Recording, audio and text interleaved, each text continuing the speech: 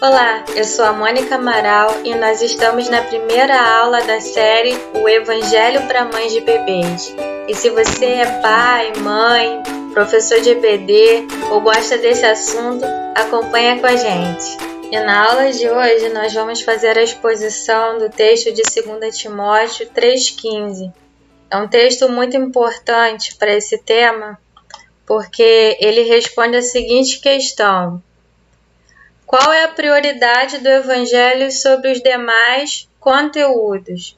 Ou seja, quando nós queremos ensinar uma criança sobre Deus, a gente precisa pensar qual é o conteúdo que a gente deve começar, né? Por qual conteúdo a gente começa? Qual é o primeiro conteúdo que a gente vai transmitir para essa criança? Ou seja, quais serão as suas primeiras lições sobre Deus? E aí essa aula de 2 Timóteo 3,15, ela vai responder essa questão, né, que na verdade nós já temos a resposta, é o Evangelho. Mas é muito interessante a gente acompanhar o sentido do texto para a gente ter mais convicção daquilo que a gente vai fazer daqui para frente. Então, eu vou fazer leitura do texto bíblico, na verdade, de 2 Timóteo 3, 14 a 17, diz assim: Tu, porém, Paulo falando para Timóteo, permanece naquilo que aprendeste e de que foste inteirado, sabendo de quem o tens aprendido, de que desde a infância sabes as sagradas letras que podem fazer-te sábio para a salvação, pela que há em Cristo Jesus. Toda a Escritura é divinamente inspirada e proveitosa para ensinar, para repreender, para corrigir, para instruir em justiça, para que o homem de Deus seja perfeito e perfeitamente preparado para a boa obra. Vamos orar. Senhor, peço que o Senhor ilumine os olhos do nosso entendimento para entender a Tua palavra. Que o Senhor nos dê a disposição para obedecer aquilo que o Senhor nos ordena. E em nome de Jesus te oramos. Amém. Bom, pelos versículos anteriores, a gente percebe que o contexto desses versículos são os problemas enfrentados no ministério de Timóteo. Na igreja dele tinha um grupo de mestres que eram judeus e eles tinham vários problemas de submissão às escrituras.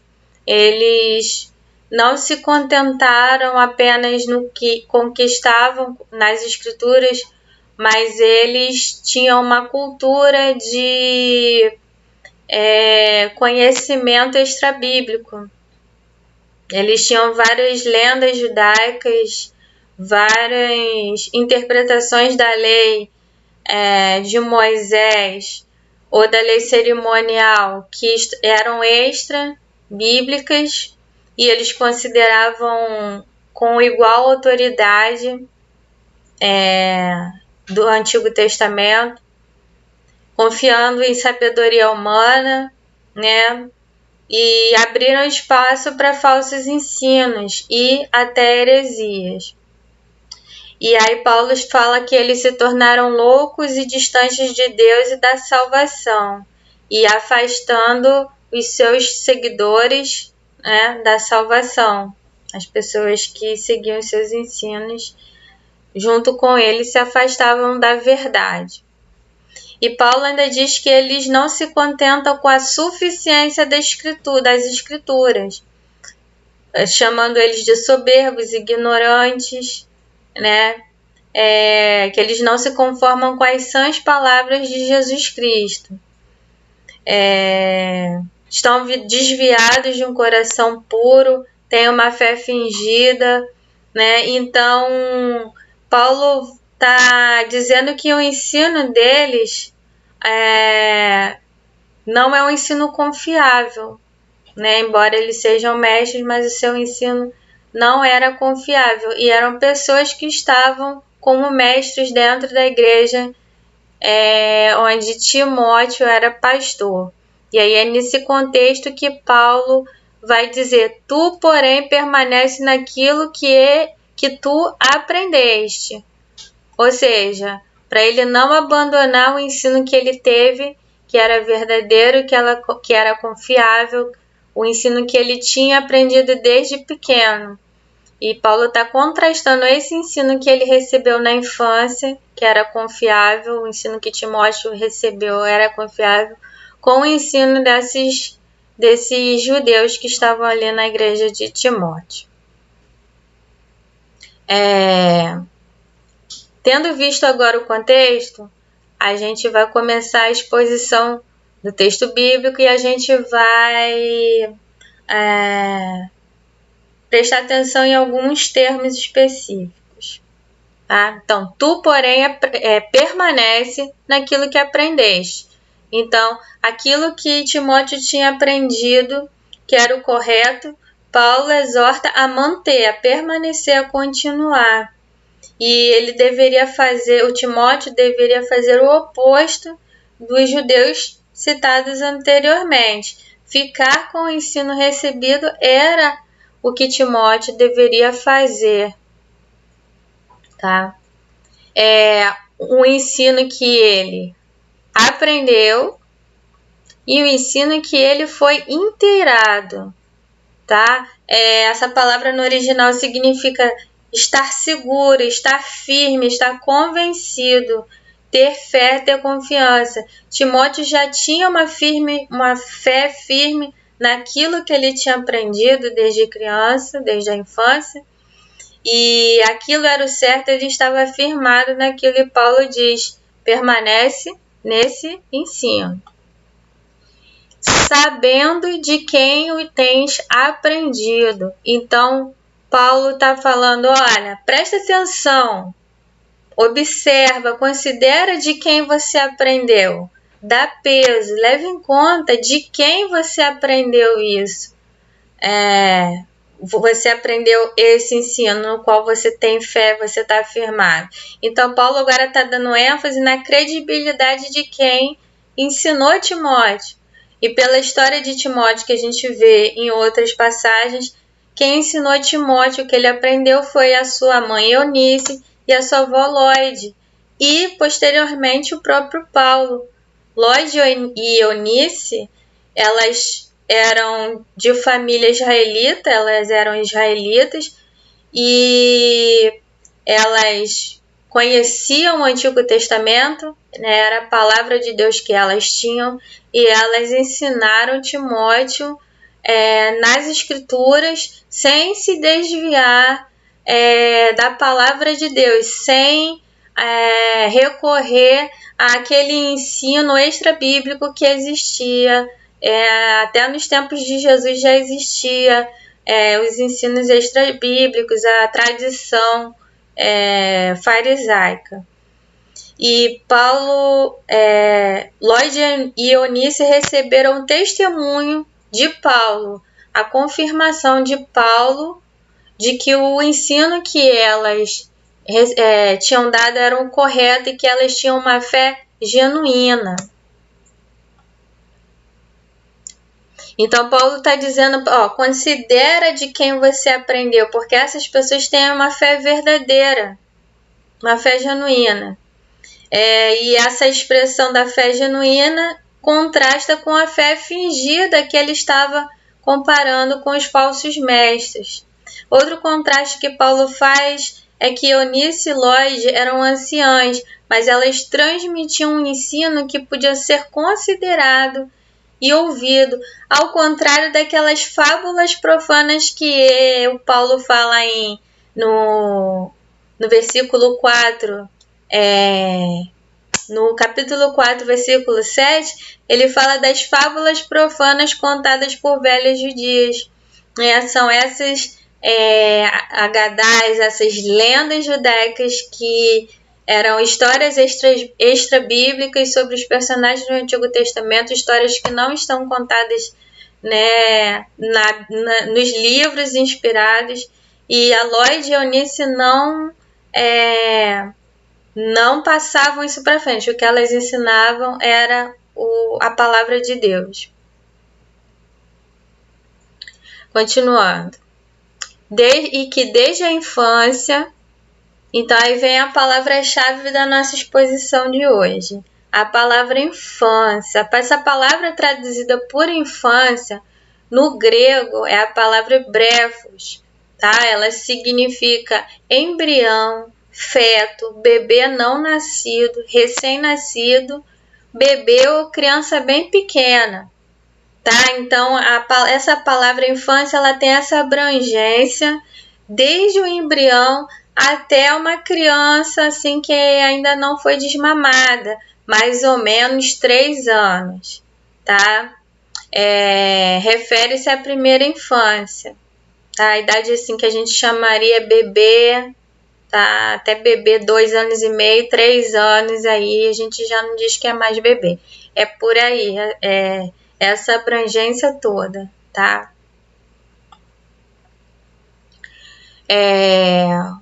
Aqui eu fiz um estudo de vocábulo da palavra brefos. Estudo de vocábulo é uma pesquisa da palavra no idioma original, as ocorrências dela em outros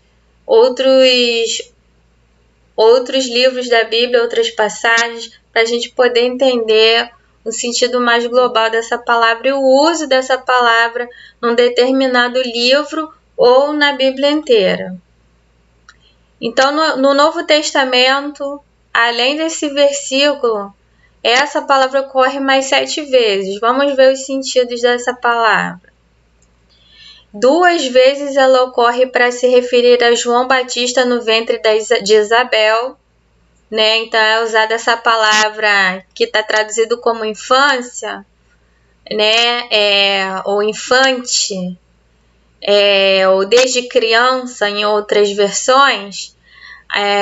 Essa palavra criança que aparece em outras versões aparece também para se referir a João Batista enquanto ele estava no ventre de Isabel.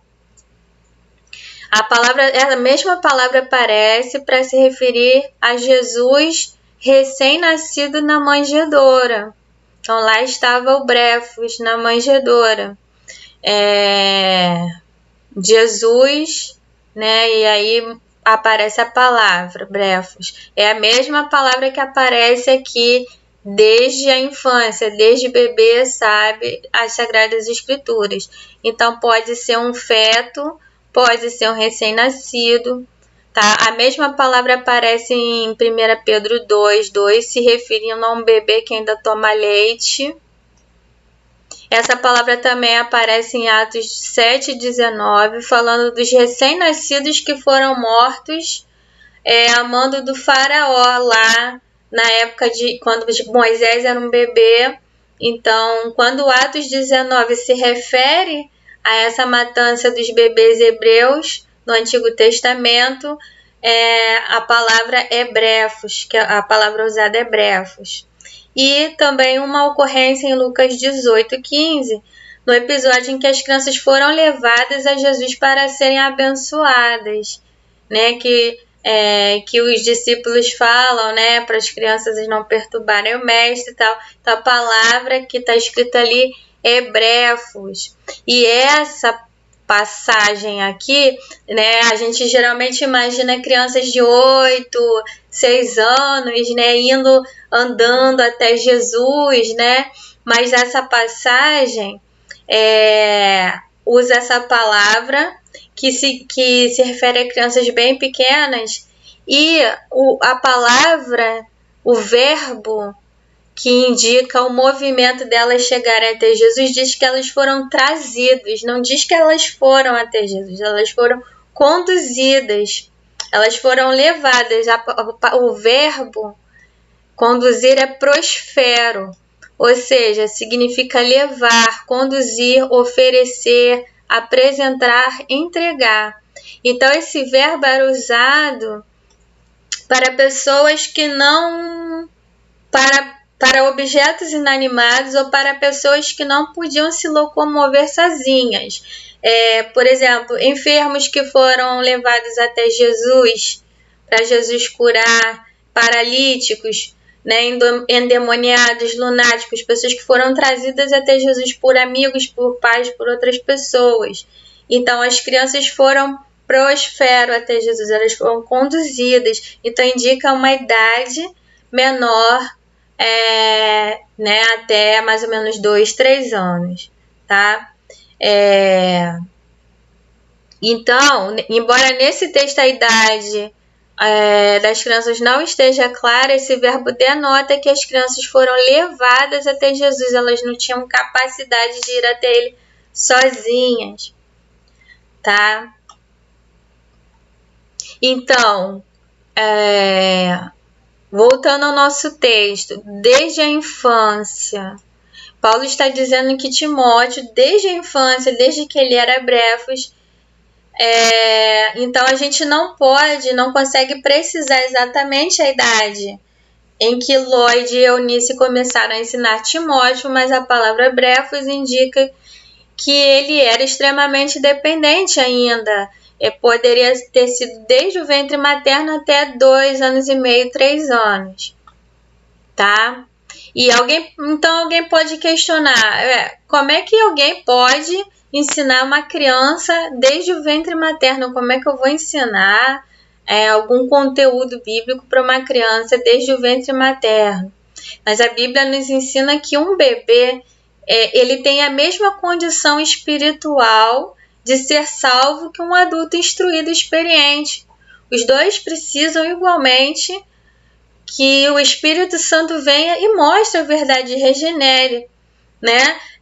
Uma pessoa instruída, sábia, né, nos conhecimentos do mundo, né, seculares, ela nasce cega espiritualmente, ela nasce incapaz de ver o reino de Deus, a vontade de Deus, ela nasce morta. Se Deus não vier e regenerar, se Deus não vier e abrir os olhos do entendimento, essa pessoa tem a mesma capacidade para se salvar como uma criança que não fala, né? Que a gente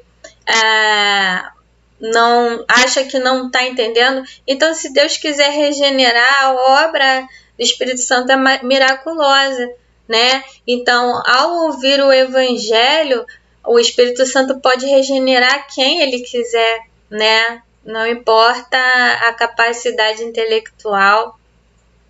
Então, toda pessoa nasce incapaz de amar a Deus, incapaz de querer, de entender as coisas espirituais, né? O homem natural não consegue entender as coisas do Espírito. É preciso que a pessoa nasça de novo, nasça do Espírito, que o Espírito regenere essa pessoa. E aí, com essa nova natureza, ela pode entender o Evangelho, pode responder ao Evangelho. Então, independente da idade, todos somos iguais, temos a mesma capacidade de receber o reino de Deus. Então, apenas quando alguém nasce de novo, a palavra de Deus pode ser aplicada ao coração dela. Só quando o Espírito faz essa pessoa reviver, é que essa pessoa nasce uma nova criatura, um homem espiritual. E aí um ser espiritual pode entender coisas do Espírito. O nascer de novo é obra exclusiva de Deus, que opera a hora que Ele quer, em quem Ele quer. Isso é a soberania livre de Deus, né? Uma graça livre. Deus é livre para regenerar um bebê e não regenerar um intelectual de 50 anos. Bom, e o texto diz aí que desde a infância, desde criança, muito criança, e a gente já sabe qual é a faixa etária, né, que o texto está falando, sabes as sagradas letras. O conteúdo que Lloyd e Eunice ensinavam para Timóteo foi um conteúdo capaz de fazê-lo saber, de fazê-lo entender, conhecer as sagradas letras ou as sagradas escrituras. E essas sagradas escrituras que a mãe e a avó de Timóteo tinham era apenas o Antigo Testamento. Não tinha Novo Testamento, né? Os livros do Novo Testamento começaram a ser escritos por volta de 50 depois de Cristo, do ano 50 depois de Cristo. E Timóteo provavelmente nasceu em torno de 30 a 35 depois de Cristo. Então, quando ele era pequeno, só havia o Antigo Testamento mesmo. Então, Paulo está falando que Timóteo conhecia desde muito pequenininho as sagradas letras, ou seja, o conteúdo da Bíblia, que podiam fazê-lo sábio para a salvação. O verbo poder aqui o verbo significa ter poder, ter os recursos, ter o poder, ser poderoso para fazer algo. Então, Timóteo tinha um conhecimento bíblico capaz, que tinha o poder de fazê-lo sábio para a salvação. Ou seja, as escrituras, né, que Lloyd e Eunice ensinaram para ele, ou seja, aquele conteúdo do Antigo Testamento que elas ensinaram para ele, teve o poder de fazê-lo sábio para a salvação, tá? Ou seja, tiveram o poder de dar o conhecimento que Timóteo necessitava para ser salvo. E que conhecimento era esse? Que salvação é essa? A salvação através da fé que é em Cristo Jesus. Então, elas vamos pensar, né, nessa frase completa. A avó e a mãe, desde pequena, ensinaram para Timóteo um conteúdo bíblico que tinha o poder de fazê-lo salvo, de dar o conhecimento suficiente para que ele fosse salvo.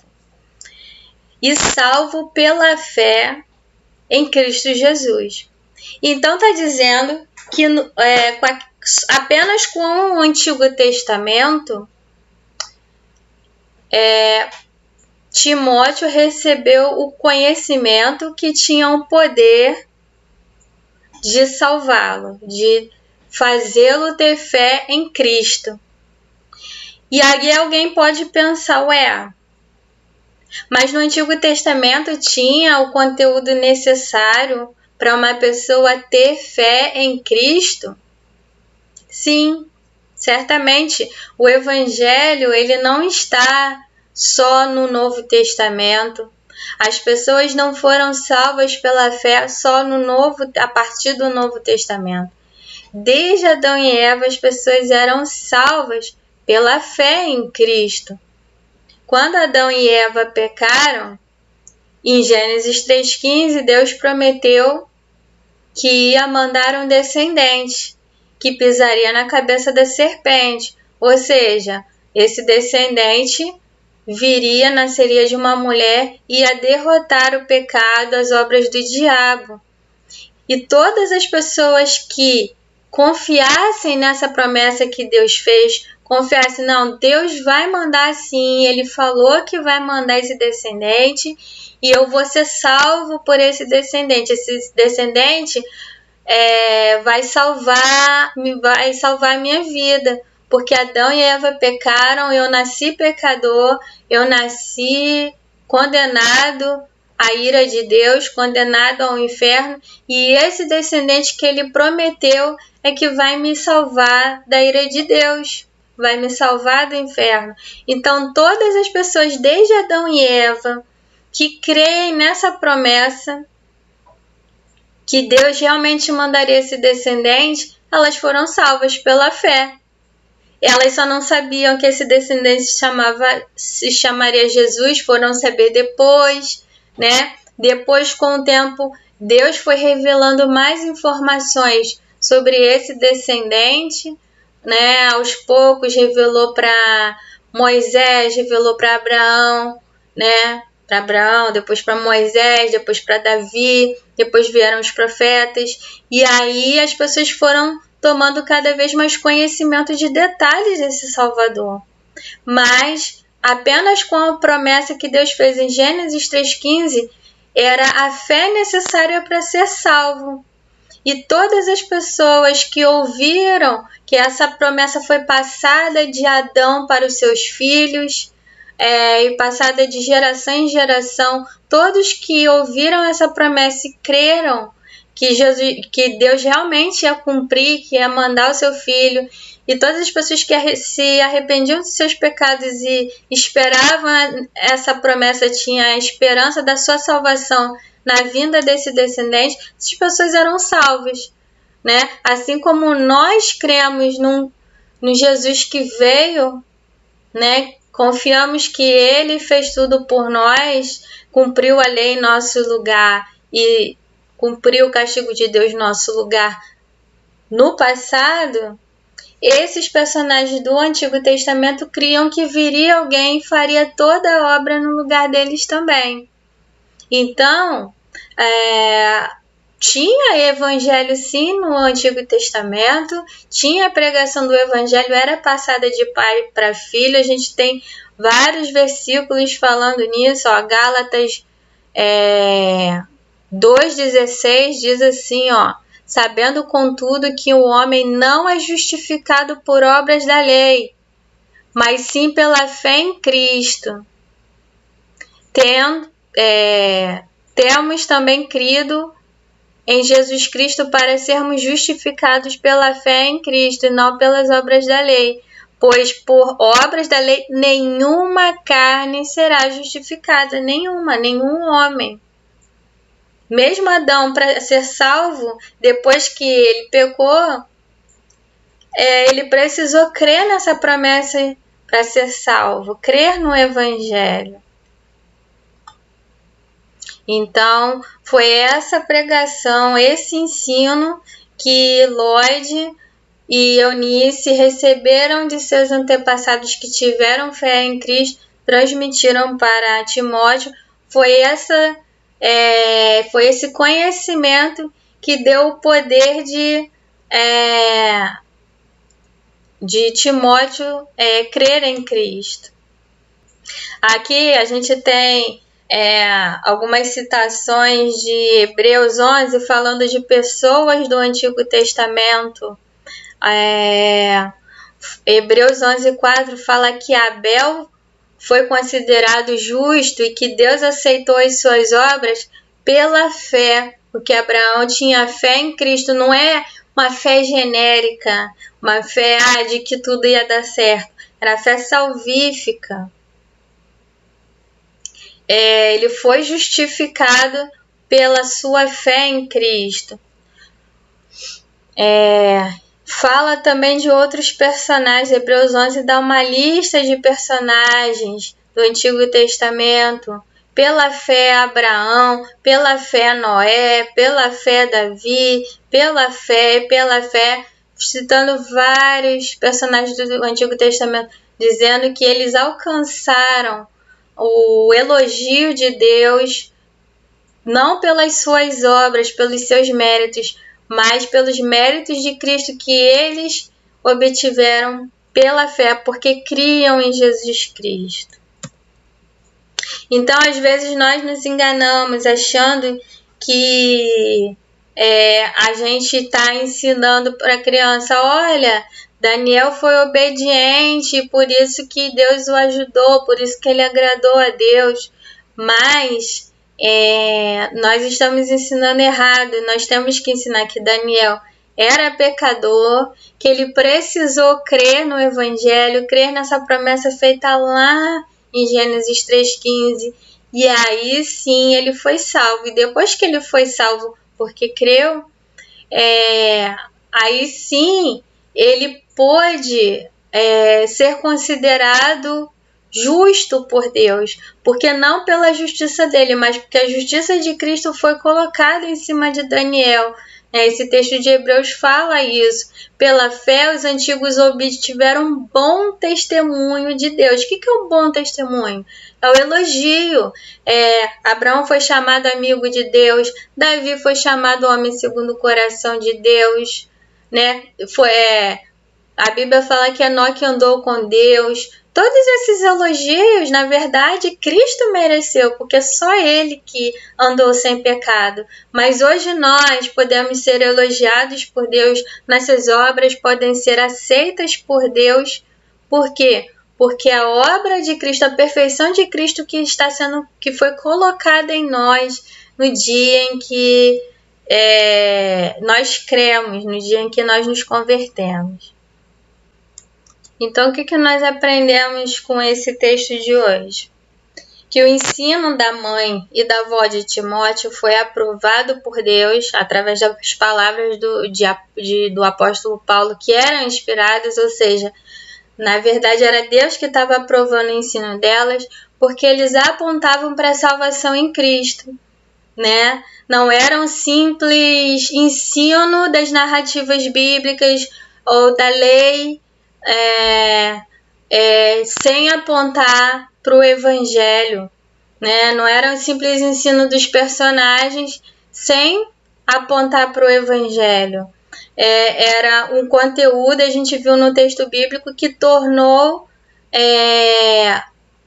Timóteo apto para a salvação pela fé em Cristo Jesus. O texto é bem específico, que o que elas ensinaram apontava para a salvação em Cristo Jesus e fez Timóteo produziu fé em Cristo no coração de Timóteo. Então, esse é um modelo que nós temos que... é o modelo de ensino que nós temos que ter. O nosso ensino às nossas crianças precisa ser um ensino que sempre mostre o Evangelho, um ensino que tenha um conteúdo que seja que a criança possa entender sobre Cristo, que ela possa ter fé em Cristo, ou seja, o conteúdo que é o Evangelho. E o Evangelho é um conteúdo que deve ser prioritário. Esse é o principal objetivo de qualquer ensino bíblico, é o Evangelho. Qualquer ensino bíblico que a gente dê que não esteja conectado com o Evangelho, ele se torna secundário, porque o Evangelho ele é o principal conteúdo bíblico, ele é o centro da Bíblia, né? Porque na verdade o Evangelho é Cristo encarnado, né? Então é um conteúdo que deve ser prioritário e majoritário no nosso ensino às crianças, ou seja, temos que dar prioridade. Significa que deve ser o primeiro ensino. Segundo lugar, deve ser majoritário. De todos os conteúdos bíblicos que nós damos, o Evangelho ele tem que ser a maioria, tem que ser uma dieta regular para as nossas crianças. Em terceiro lugar, deve ser desde a primeira infância, desde brefos, desde o ventre materno, desde a mais tenra idade, já é o momento de darmos esse conteúdo que é o Evangelho. Então, ensinar a palavra de Deus de forma que aponte para a cruz, aponte para o Evangelho, é um mandamento para os pais e familiares e responsáveis e para a igreja. É um mandamento que os pais, de forma específica, devem fazer para com seus filhos desde pequenos. A gente não deve cometer o erro de esperar uma certa idade, não vou esperar ele fazer 5 anos para apresentar o Evangelho, vou esperar ele fazer 7 anos, porque aí ele tem um entendimento melhor para apresentar o Evangelho. Não, desde bebezinho, desde o ventre materno, você já vai conversando e desde que ele nasceu, já vai apresentando o Evangelho e esse curso ele é destinado a isso, porque é um pouco difícil a gente imaginar como é que a gente vai apresentar o Evangelho para uma criança recém-nascida, e a gente vai se dedicar a dar esse passo a passo aqui no curso, né?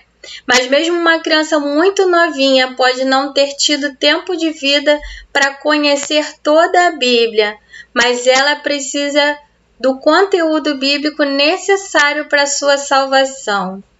Mesmo assim, a criança tem 6 meses, não deu para ensinar, não deu tempo de vida para ensinar muita coisa da Bíblia, mas o Evangelho ele tem que tá sendo trabalhado o quanto antes na vida dessa criança. Bom, mas o que é o Evangelho? Às vezes a gente acha que já sabe o que é o Evangelho, tá? E isso é uma coisa que a gente vai ver na próxima aula. O Evangelho não é simplesmente qualquer conteúdo bíblico, a gente já viu, né, que o texto bíblico que a gente viu agora, ele diz que a avó e a mãe de Timóteo ensinaram um conteúdo bíblico que tinha o poder de dar fé em Cristo.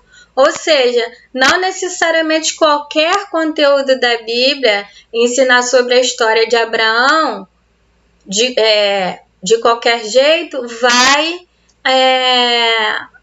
ser o Evangelho, vai ser um conteúdo que vai produzir fé em Cristo na criança. O Evangelho ele é um conteúdo bem específico, tá? Que a gente precisa ter domínio, precisa entender bem, é um conjunto de argumentos que a gente precisa dominar e para poder passar para a criança, tá? Ou seja, às vezes as pessoas também acham assim, vou ensinar sobre a criação, vou ensinar histórias de Jesus. Falar sobre Jesus não necessariamente é o Evangelho. Sabia disso?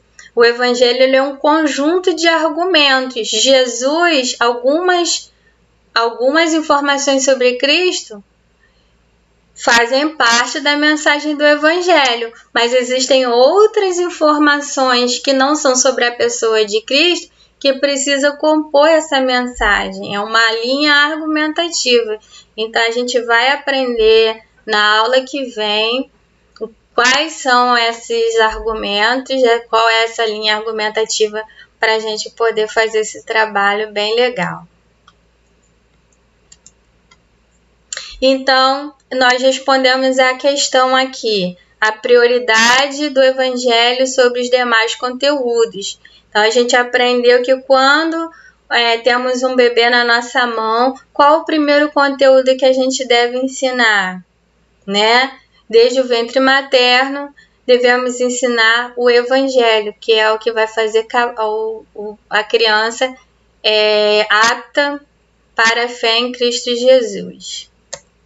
Na próxima aula, nós vamos aprender o que é o Evangelho. Já que a gente tem que ensinar o Evangelho, a gente tem que dominar muito bem esse conteúdo, tirar algumas falsas ideias que a gente chama do que é o Evangelho, algumas coisas que são verdade, que fazem parte do ensino do Evangelho, da doutrina do Evangelho, do argumento do Evangelho, mas estão faltando outras peças e a gente vai montar esse quebra-cabeça direitinho, vai sistematizar para a gente poder desenvolver o nosso trabalho.